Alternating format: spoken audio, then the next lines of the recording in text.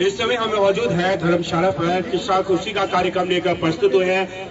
आम लोगों से लेकर नेता तक के सभी के विचार जानेंगे और जिस तरीके से लगातार जो इंडिया न्यूज ग्राउंड जीरो की रिपोर्टिंग आपको दिखा रही है और खासकर लोकसभा चुनाव में कौन सी सरकार चाहिए, कौन से मुद्दे हैं, सभी के बारे में जानना चाहेंगे। शुरुआत करेंगे हम गांधी जी से। संजीव गांधी जी, जानना चाहिए खासकर जो लोकसभा चुनावों में क्या एजेंडे हैं और कौन कौन से मुद्दों को लेकर जो कांग्रेस पार्टी है वो चुनाव लड़ेगी। अगर कहा जाए जहाँ से देखा जा रहा है हमीरपुर संसदीय क्षेत्र से जो अनुराग ठाकुर को टिकट दिया गया है 5वें मंत्र में, और वहीं अगर हम देखते हैं शिमला संसदीय क्षेत्र से सुरेश कश्यप को टिकट दिया गया है। ऐसे में जो कांग्रेस ने अभी अपने उम्मीदवार नहीं उतारे मैदान पर, कब तक वो मैदान पर उतारी और लोकसभा के क्या एजेंडे है और क्या क्या घोषणाएं।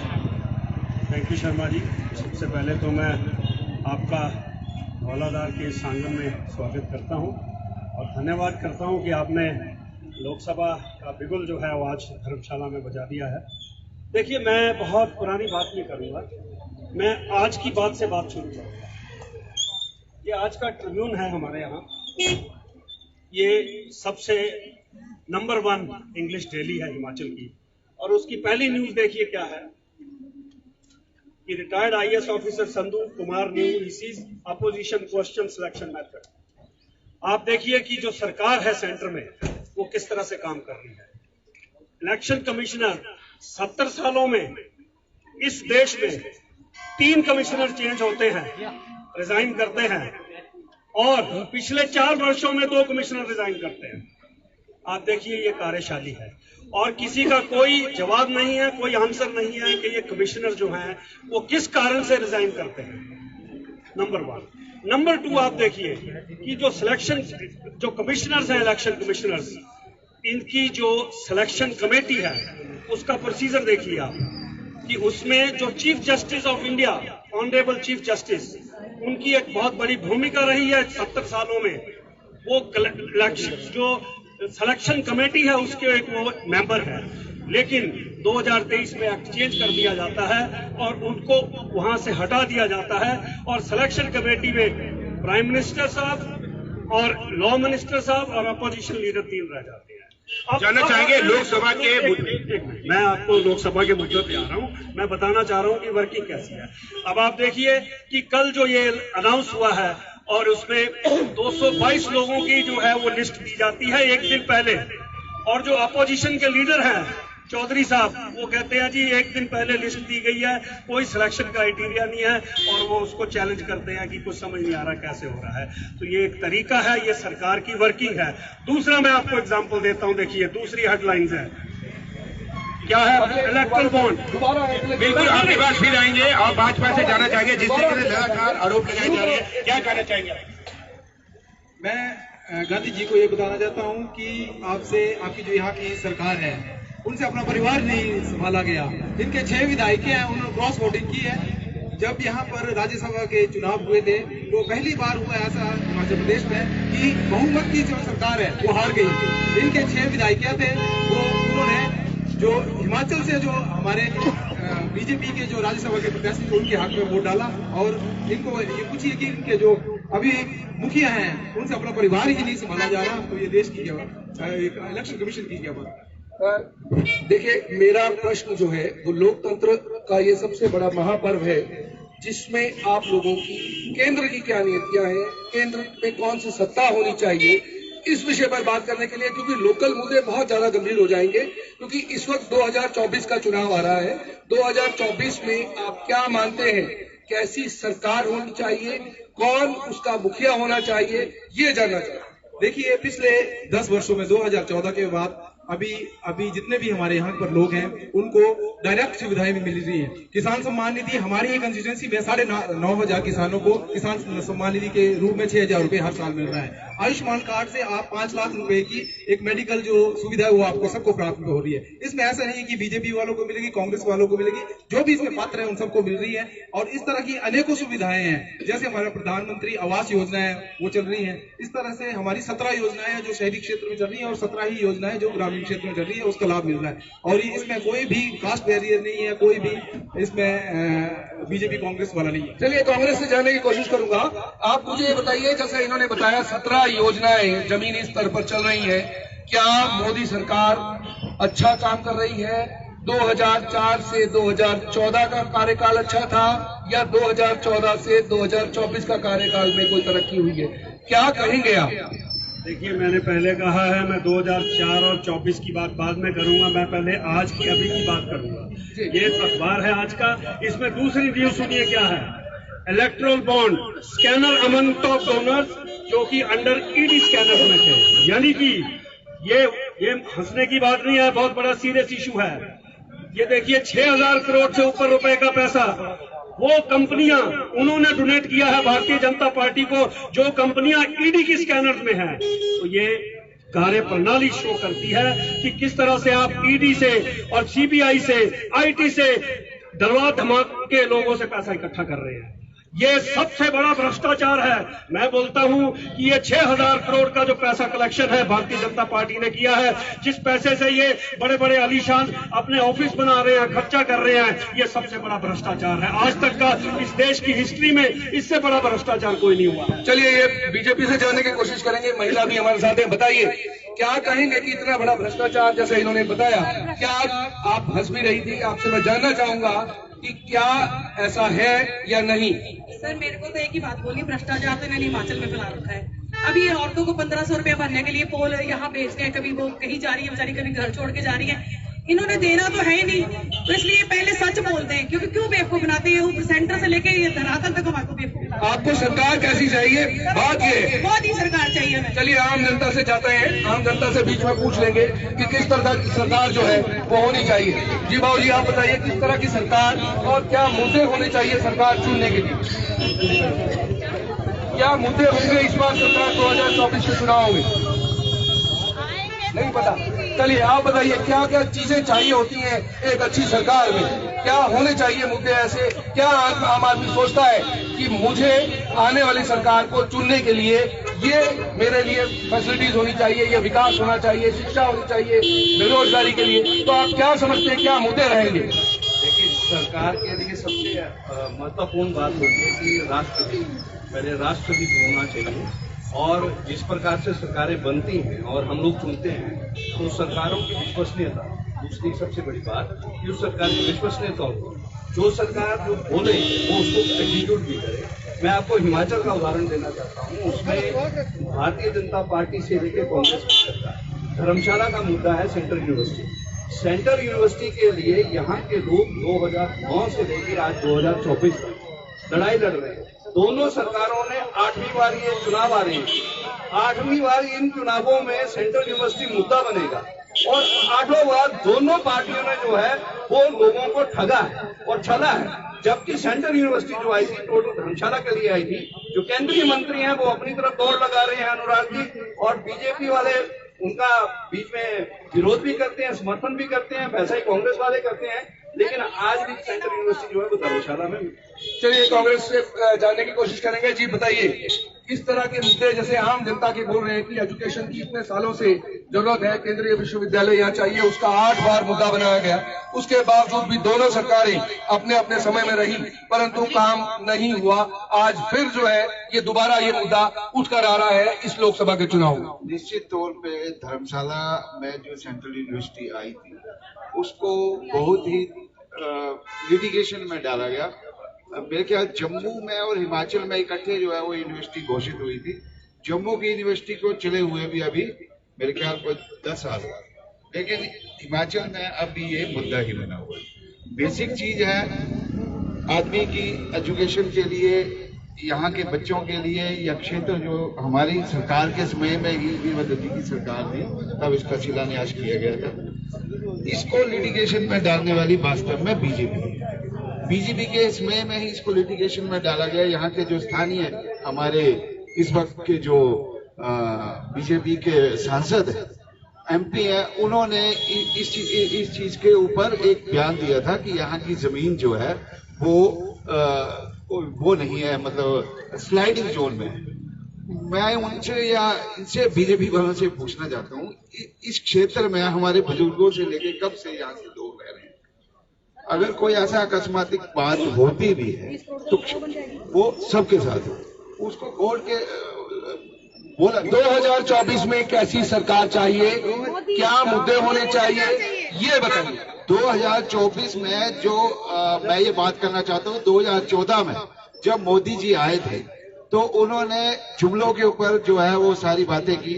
15 लाख की बात कही, 2 करोड़ रोजगार की बात कही, आपके क्या बोलते MSP के ऊपर बात कही, है ना। और अब जो है हिमाचल की जनता को, सारे देश की जनता ये जान चुकी है कि मोदी सरकार जो है वो जुमलों की सरकार है। आपके चैनल के माध्यम से हमें पता चलता है कि 80 करोड़ लोगों को मुफ्त में राशन बीजेपी गवर्नमेंट दे रही है, और ये कह रहे हैं कि हमारी GDP ऊपर जा रही है। मैं आपके चैनल के माध्यम से यह पूछना चाहता हूं कि अगर हमारी GDP ऊपर जा रही है, जिस देश की जनसंख्या 125 करोड़ है, उसमें 80 करोड़ लोग जो है भूख में भूखे, और GDP हमारी जो है वो ऊपर जा रही है। चलिए यही सवाल बीजेपी से जाने के लिए बात करता हूँ। मैं आपसे ये जानना चाहता हूँ, जैसे इन्होंने कहा कि 80 करोड़ जनता जो है उनको मुफ्त राशन बीजेपी के द्वारा दिया जा रहा है। अगर 80 करोड़ लोग भारत देश में रोटी के लिए मोहताज हैं, तो आप उसको तरक्की कैसे कहेंगे? रोटी के लिए मोहताज नहीं बोल सकते। कोविड के बाद मोदी जी ने जो गरीब रेखा से हमारे नीचे परिवार है उनको एक सहयोग के रूप में राशन देना शुरू किया है। इससे पहले भी सरकार रही, गरीबों के बारे में किस विषय में सोचा गया, ये इनको चिंतन करने का विषय है। और पहली बार आपने एक पोस्टर बनाया किस्सा कुर्सी का, इन दोनों व्यक्तियों में कंपैरिजन ही नहीं है। एक व्यक्ति गुजरात के लंबे समय तक मुख्यमंत्री रहे हैं, देश के 2 बार के प्रधानमंत्री रहे हुए हैं, और एक व्यक्ति जो एक अमेठी में पिछले चुनाव 2019 में हार गए, उसके बाद उन्हें केरल जाके चुनाव लड़ना पड़ा। इन व्यक्तियों में तो कंपैरिजन ही नहीं है। ये तो आपका पोस्टर ही, मुझे लगता है कि आप अपने राष्ट्रीय अध्यक्ष जी का पोस्टर लगाते ना, हम रिस्पेक्ट करते, खड़गे जी का पोस्टर लगाते, मैं उनकी इज्जत करता, लेकिन राहुल गांधी और मोदी जी में कंपैरिजन तो आसमान और नहीं। हमारा पर्पस ये नहीं है, हम ये कह रहे हैं कि राहुल गांधी उनके नेता हैं जिसके बिना पत्ता नहीं हिलता कांग्रेस में। हम ये जानना चाह रहे हैं कि क्या नरेंद्र मोदी के समकक्ष कौन से ऐसे नेता हैं जो विपक्ष में होंगे या पक्ष में आएंगे? कौन ऐसे नेता हैं? देखो ना, भूत ना भविष्य में कांग्रेस में ना कोई भी ऐसा कैंडिडेट नहीं है आज की डेट में जो मोदी जी को टक्कर दे सकता है। और अब की बार, आज मैं सायकाल के वक्त बोल रहा हूँ, अब की बार भाजपा 400 से ऊपर सीटें लेके केंद्र में राम राज्य की स्थापना करेगी, और प्रदेश की 4 की 4 सीटें भाजपा मोदी सरकार बनाने में अपना सहयोग देगी। चलिए, ये कांग्रेस से मैं जानना चाहूंगा। जी आप बताइए कि इन्होंने कहा कि राहुल गांधी और नरेंद्र मोदी में कोई कंपैरिजन नहीं है, क्या लगता है कि राहुल गांधी उस कद के नेता है कि नरेंद्र मोदी को टक्कर दे सके? देखिए, इन्होंने 2 बातें कही जिनका मैं जवाब देना चाहूंगा। पहली तो इन्होंने बात कही कि गुजरात का नाम लिया, तो गुजरात का नाम ऐसे है कि सबका साथ सबका विकास, लेकिन वो हुआ क्या, 2 का साथ 2 का विकास, वो दोनों तरफ गुजराती। ये है गुजरात का मॉडल इनका। दूसरी बात कही इन्होंने कि अब की बार 400 पार। तो मैं आपके इस माध्यम से, आज मंच से ये कहना चाहता हूं कि इनका ये जो नारा है ना, अब की बार 400 पार, वो जनता को समझना पड़ेगा कि वो नारा क्या है। वो नारा है कि अब की बार 100 नहीं 400। सर, 100 रुपए लीटर डीजल नहीं, 100 रुपए पेट्रोल नहीं, 400 में मिलेगा। तो अभी तो पिछले कल कम हुआ है पेट्रोल और डीजल। आप देखिएगा, ये इसलिए हुआ है क्योंकि ये इलेक्शन का जुमला है, ये इलेक्शन में हुआ है, पहले क्यों नहीं हुआ। तो ये जो नारा है ना, अब की बार 100 और 400 के पार, और मुझे डर है कहीं ये 1000 से 4000 पे ना आ जाए, क्योंकि सिलेंडर अभी 1000 है, कल बोलेंगे 4000। ये जो है, ये इनका ये नारा है 100 से 400 के पार। इस बार प्रधानमंत्री की रेस में नरेंद्र मोदी के साथ में समकक्ष कौन खड़े होंगे? देखिए, मैं आपको एक बात बताना चाहता हूं। आपने 2 रजीम की बात कही, 2004 से 2024 तक की। मैं बोलना चाहता हूं कि इस बार जो है हमारा जो देश है, अनेकता में एकता का देश है, और जो इंडिया गठबंधन है वो 40 अलग विचारधाराओं को लेकर इस बार मैदान में उतरा है। और इस बार, और यस बिल्कुल, और जो है वो बड़ा स्ट्रांग गठबंधन है। तो इस बार की जो सरकार है वो इंडिया गठबंधन की सरकार जो है वो इसमें हमारे देश में जो है वो बनेगी, और उस गठबंधन की सरकार के अंतर्गत जो है वो लीडरशिप जो है वो तय होगी कि कौन लीडर जो है होगा। और राहुल गांधी जी हमारे नेता हैं, ये भी डिसाइड करेंगे, इनको कोई हक नहीं है इस बात का डिसाइड करने का। अगर ये मोदी जी अगर इनके पास मोदी जी हैं तो ये खुश रहे, हमें कोई इतराज नहीं है। ये कोई नहीं है, इनको कोई हक नहीं है। आज के बाद इनको पूछना भी नहीं चाहिए। ये हमारा हक है, ये हमारा घर है। हम जानते हैं हमारा नेता कौन है, आपको डिसाइड करने की जरूरत नहीं। चलिए इसी विषय में आम जनता से जाएंगे, आम जनता से जानने की कोशिश करेंगे। जी, इस बार 2024 में कैसी सरकार चाहिए? जी, आपसे भी जानना चाहूंगा, आप बताइए कैसी सरकार चाहिए? कैसी सरकार चाहिए आपको? मैंने जो भी आपका ये देखा, जब भी ऐसी कोई चर्चा होती है तो ऐसा क्यों है कि आप लोग मतलब एकदम ही ब्लेम गेम खेलते हैं कि मतलब कांग्रेस जो बात पे राजनीति करती है, जो बीजेपी है वो धर्मवाद पे राजनीति करती है। कभी भी ऐसी चर्चा क्यों नहीं होती है कि हम देश की डेवलपमेंट के लिए क्या कर रहे हैं, हम रोजगार के लिए क्या कर रहे हैं? अगर मैं सिर्फ हिमाचल की बात करूं, तो सबसे पीछे है हम रोजगार देने में। आप लोगों ने क्या किया? अभी पीछे जैसे देख लो आप खुद ही, जितने भी एग्जाम हुए हैं, एक तो पहले तो पोस्टें निकलती नहीं है, अगर निकल जाती हैं तो एग्जाम लीक हो जाते हैं, लीक नहीं हुए, अगर मान लो एग्जाम हो भी गए तो उसके बाद भी उनका कोई रिजल्ट नहीं निकलता है। तो हम इस पे बात क्यों नहीं करते और इसके लिए आपकी क्या मुद्दा होना चाहिए? यही मुद्दा है ना। आप बताओ ना, आपकी इस पे क्या नीति है रोजगार के लिए आपकी क्या? चलिए ये मैं इनसे जानना चाहूंगा, आप बताइए कौन सी सरकार होनी चाहिए, कैसी सरकार होनी चाहिए और क्या मुद्दे होने चाहिए? मुद्दे हमारे होने चाहिए बेरोजगार के मुद्दे। ये जो मुद्दे बाकी वो मुद्दे रखे हैं कि आज लाभ दे रहे हैं तो लोगों को लुभाने वाली बातें कर रही है, ये तो जुमला ही है। इस जुमले को हम न मानेंगे, न ये जुमले चलने चाहिए भारत में।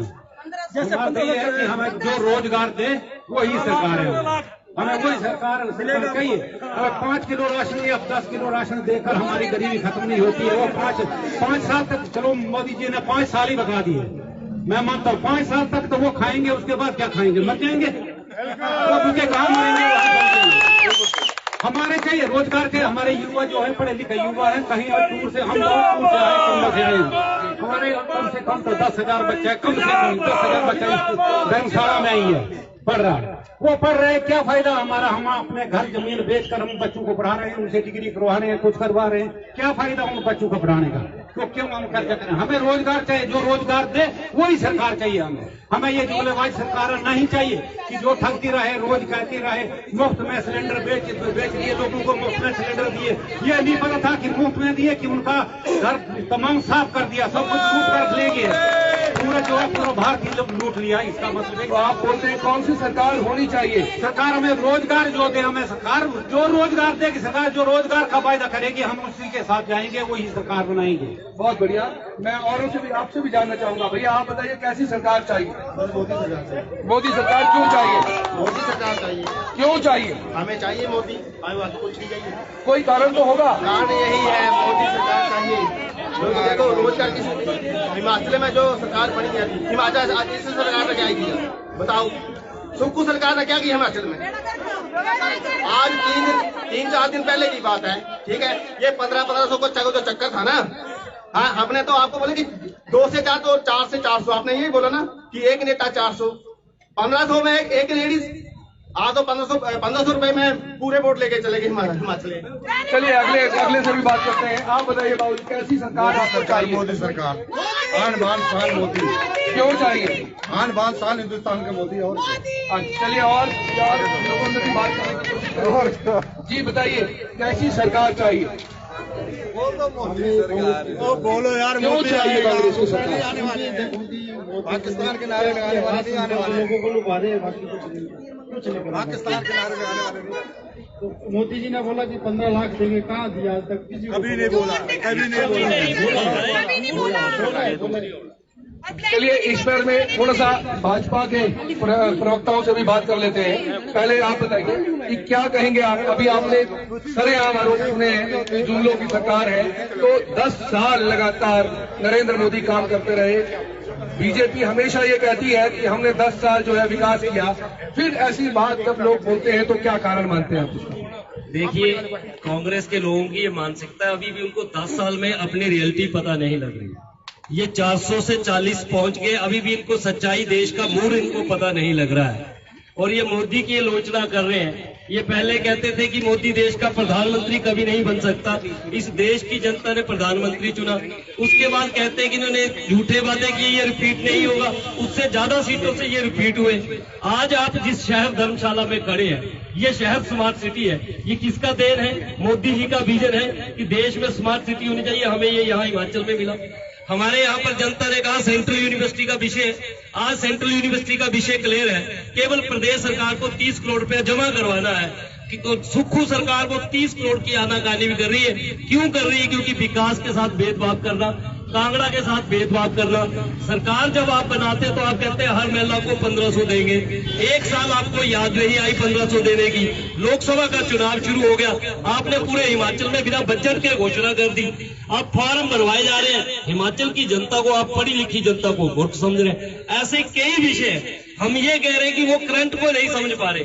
कांग्रेस के प्रवक्ता गांधी जी कह रहे हैं कि मोदी जी ने झूठे वादे किए।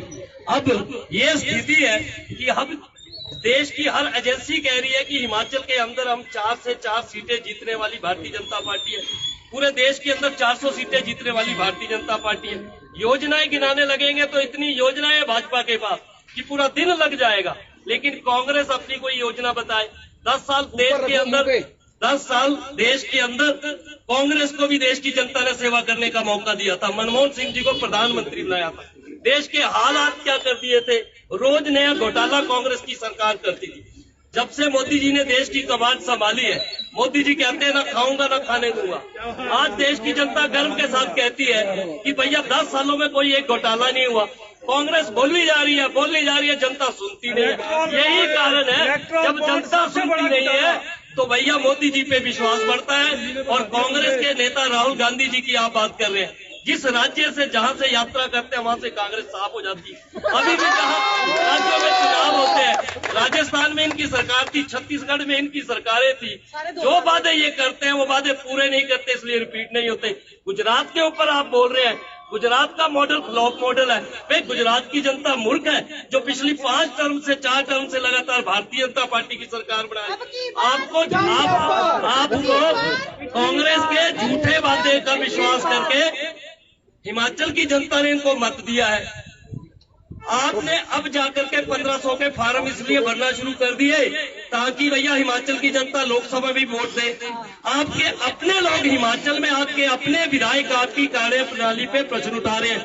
कांग्रेस के पूर्व प्रदेश अध्यक्ष आपके कुलदीप राठौर जी आपकी कार्य प्रणाली पे, आपकी वर्तमान प्रदेश अध्यक्ष प्रतिभा सिंह आप पे प्रश्न चिन्ह उठा रही है। आज सोशल मीडिया पर प्रदेश की जनता कार्टून बना रही है कि प्रदेश का मुख्यमंत्री कुर्सियां लेके घूमा हुआ है। अब कह रहा कुर्सियां ले लो, कुर्सियां ले लो। चलिए इस विषय पे एक विषय हो, अभी आनन फानन में जो कुर्सी मांग रहे हैं वो कर रहे हैं। अभी हाल ही में यहाँ पर हमारे कांगड़ा से केवल सिंह पठानिया जी को मुख्य सचेतक आप बनाते हैं, दूसरे दिन कहते हैं नहीं ये मुख्य सचेतक है। नोटिफिकेशन का पता नहीं है। जिस भी विधानसभा में जा रहे हैं वहां के विधायक के साथ आप कांग्रेस से नेगोशिएट कर रहे हैं कि भाई मुझे समर्थन दे तो मैं तुझे विकास के पैसे दूंगा। ये कैसा व्यवस्था परिवर्तन और कैसा मॉडल है? 1 साल में हिमाचल की जनता जो है कांग्रेस सरकार को समझ गई है। 4 की 4 सीटें हिमाचल में डंके की चोट पर जनता जो है भारतीय जनता पार्टी को दे। चलिए मैं कुछ लोगों से भी ओपिनियन लूंगा, लोगों से जानने की कोशिश करेंगे। बाबूजी इस बार 2024 की सरकार के लिए नहीं बताना चाहेंगे। चलिए और लोगों से जानने की कोशिश करेंगे, महिलाओं से कुछ पूछ सकते हैं। भैया आप बताएंगे किस प्रकार की सरकार चाहिए आपको? बताइए। युवा सड़कों पर है, जानने की कोशिश करेंगे। आप बताएंगे कांग्रेस क्यों चाहिए? कांग्रेस गरीबों की ऐसी है कांग्रेस सरकार। देखिए कांग्रेस की सरकार के बारे में बात कर रहे हैं तो और लोगों से भी बात करते हैं। और बीजेपी वाले थोड़ा सा वो देंगे समय, तो कांग्रेस से भी हम इसके ऊपर विचार लेंगे। जी बताइए इस बार वोट जो है वो क्या सोचकर आम आदमी देगा? देखिए मैं ये चाहता हूं कि लोकसभा के इलेक्शंस की बात हो रही है तो एक बार कांगड़ा पार्लियामेंट्री कॉन्स्टिट्यूएंसी जहां हम खड़े हैं उसकी बात हो जाए। मैं भाजपा के लोगों से ये जानना चाहता हूं कि ये क्यों रोज पेपर में लिख रहे हैं कि एग्जिस्टिंग एमपी है उनको सीट नहीं दी जाएगी, टिकट नहीं दी जाएगी। क्या कारण है? कारण ये है कि वो फेलियर है। एग्जिस्टिंग एमपी ने कोई काम नहीं किया है।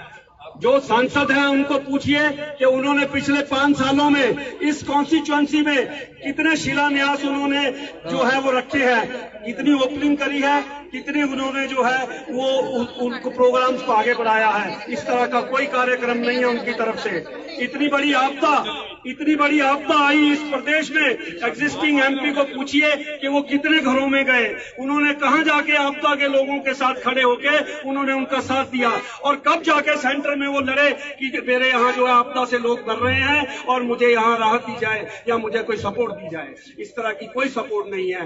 तो ये मैं कहना चाहता हूं कि इस बार जो भारतीय जनता पार्टी की जो पॉलिसी है कि वो सत्ता हटाने की पॉलिसी है, लालच की सत्ता की पॉलिसी है, वो कामयाब नहीं होने वाली है। और हिमाचल प्रदेश की जनता इस बात का इनको जवाब देने वाली है इस बार चारों की चारों सीटों को जीत के, क्योंकि ये लालच की जो राजनीति है वो हिमाचल में नहीं चलेगी।